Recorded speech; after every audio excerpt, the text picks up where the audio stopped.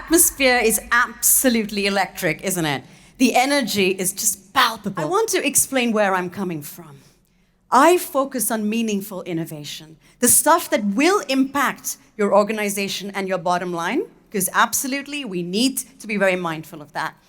But one that combines profit and purpose. Technology must augment human potential, all right? So there's a clear benefit here, both for the company making a good profit, but as well as for the person that's actually using it. That's what digital engineering needs to be doing. It's at the intersection of science, technology, human psychology, and of course, business. What we want to avoid is a hype cycle, okay? You don't want something that sizzles and then fizzles. How are we going to build trust between ourselves and machines, software, algorithms, those sort of processes? How do we remove that barrier?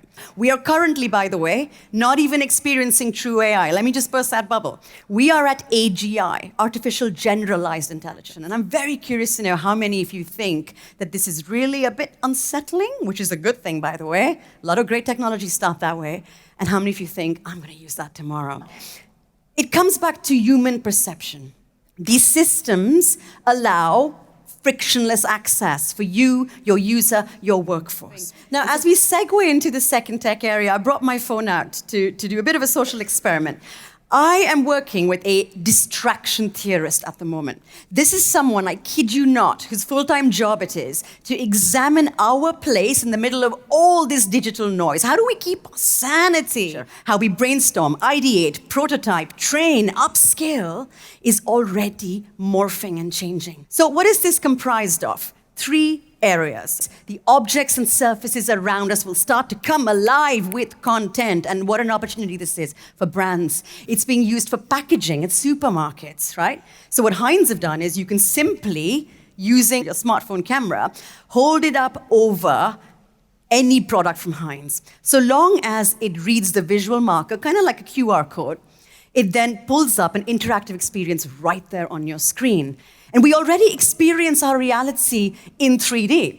Where this is going is a little bit, dare I say it, 4D, flitting between your physical and your virtual worlds in a way we haven't been able to do before. And this is going to allow the transfer of not just knowledge, but experiences. So definitely one to keep on your radar.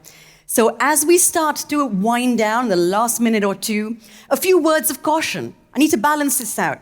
I think the most important thing in embedding new technologies is we must have ethical oversight of what these systems are going to do, particularly where they're semi or fully autonomous.